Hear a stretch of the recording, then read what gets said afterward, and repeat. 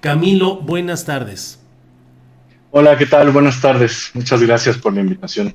Gracias, al contrario, Camilo, qué gusto de platicar contigo realmente y preguntarte de entrada, Camilo, ¿qué significa esta visita de la presidenta de la Comisión Nacional de Derechos Humanos y el secretario de la Defensa Nacional, ni más ni menos que al campo militar número uno, y siendo la presidenta de la CNDH, la hija de la histórica luchadora en búsqueda de desaparecidos, presos y perseguidos políticos, Rosario Ibarra de Piedra? Bueno, sin duda es un hecho altamente significativo la presencia de la comisionada en el campo militar número uno. Claro, habría que situar la visita, que es una visita a la prisión militar que existe dentro del campo número uno, el campo militar número uno, para revisar o verificar la situación de los miembros del ejército o militares que han sido presos o que están presos en esta cárcel por distintos tipos de delitos y por una serie de acusaciones de maltrato, me parece, de maltrato o malos tratos, tortura dentro de esta prisión de militares en el campo. Ahora, claro, digamos, rebasando el hecho mismo o el objetivo de la visita, ¿no? Que es verificar o tomar nota de lo que dentro de lo que esta prisión militar acontece, que por cierto, que me parece que en 2018 los periodistas Daniel Arrea y Pablo Ferri publicaron un libro que se llama La Tropa, por Ujú. qué mata a un soldado, y Sí. donde ellos realizan muchas o varias entrevistas a militares presos en esta prisión que hoy está visitando la comisionada, ¿no? Ujú. Rosario Piedra. Bueno, y bueno, eso es sí significativo, y ahora es más significativo, como bien señalas, que sea la hija de Rosario Ibarra de Piedra, una de las fundadoras de uno de los grupos o de los primeros grupos exigencia de presentación de los detenidos desaparecidos en México hacia finales de la década de 1970, que se presente o que asista al campo militar número uno, que durante mucho tiempo fue quizá la cárcel o el centro clandestino de detención más grande de este país. No el único, pero sin duda quizá el más grande que haya existido en este país. ¿Qué ha sido? ¿Cuáles son las historias probadas y comprobadas de lo que ha sucedido en ese campo militar número uno como prisión clandestina, como centro de torturas? ¿Qué es lo que se sabe sobre estas prisiones en el campo militar Claro, número uno, Camilo? sí, bueno, habría que señalar primero que en 1961 el presidente Adolfo López Mateos instruye a su entonces secretario de Gobernación, Gustavo Díaz Ordaz, a que se cree dentro del campo militar número uno un área, una prisión destinada a contener a un gran número de personas, particularmente a, digamos, pues, presos políticos o personas detenidas por disidencias sociales o políticas.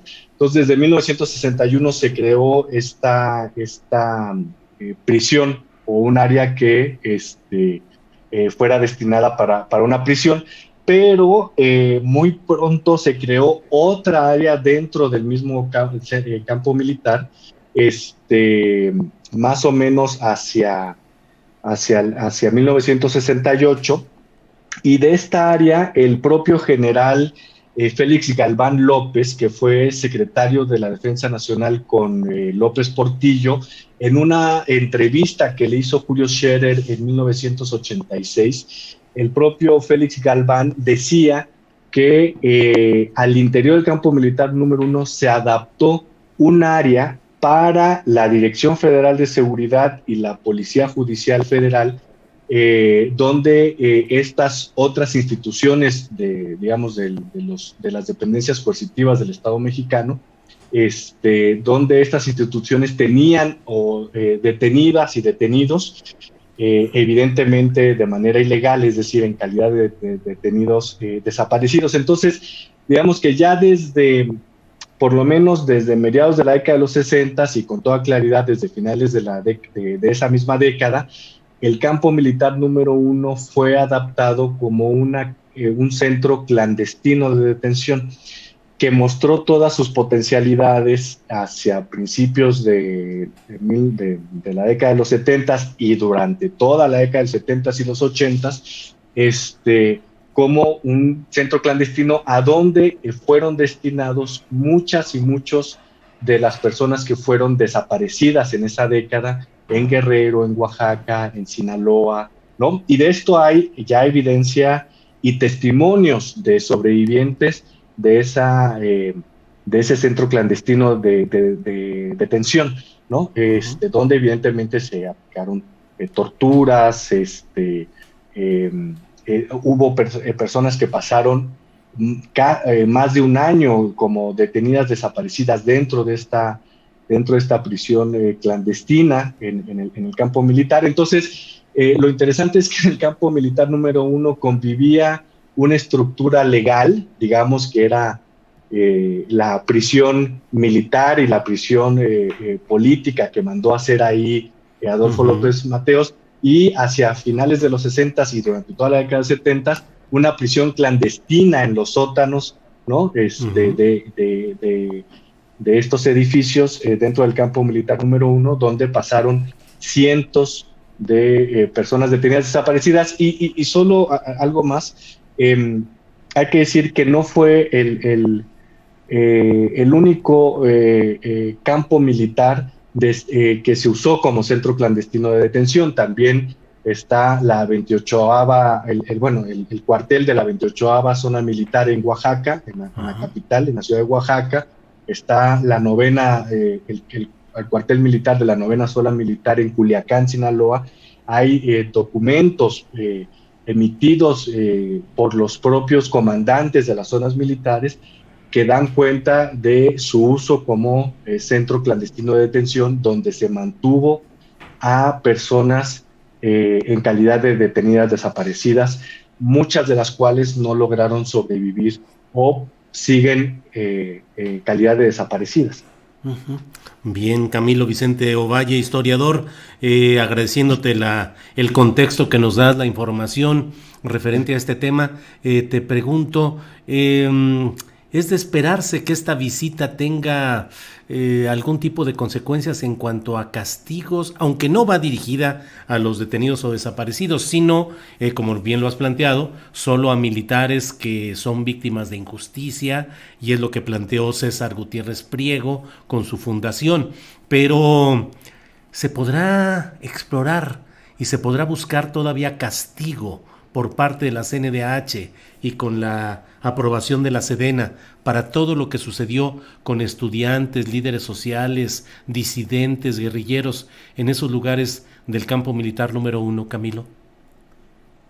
Yo creo que se está generando una condición muy interesante, contradictoria, evidentemente, muy de acuerdo a los tiempos que estamos viviendo, complejos y contradictorios, pero se está dando una situación muy interesante donde podríamos esperar, y me parecería que sería benéfica para toda la sociedad mexicana y para la propia Secretaría de la Defensa, una apertura de la Secretaría y del general secretario de la Defensa para la revisión histórica del papel de la Secretaría de la Defensa en la comisión o en la participación de violencias de Estado y comisión de graves violaciones a derechos humanos.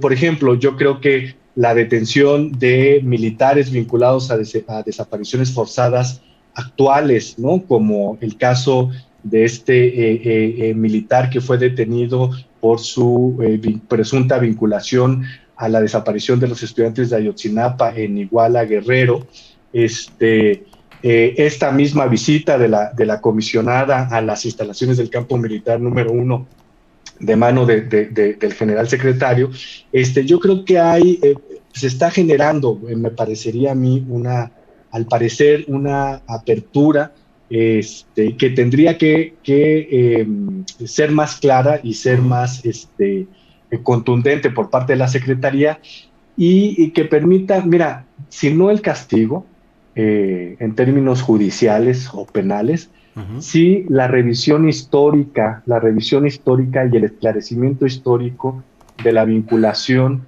de la Secretaría de la Defensa Nacional en la comisión de graves crímenes de Estado, ¿no? Durante la Oh, década de los 70s y los 80s. Yo creo ujú. que, bueno, esperemos, pero creo que hay señales que permitirían pensar, ¿no? Que esto es posible el día de hoy. Claro, insisto, es contradictorio porque por otro lado hay expresiones como el caso del general Cienfuegos, ¿no? Que parece que nos dicen que no es tan evidente que la Secretaría de la Defensa se está abriendo, pero bueno, veamos cómo evoluciona en los próximos meses.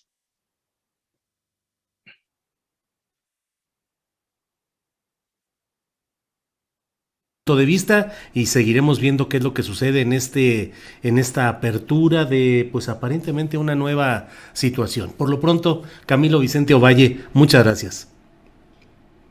No, gracias a ti, un abrazo. Igual que estés bien. Hasta luego.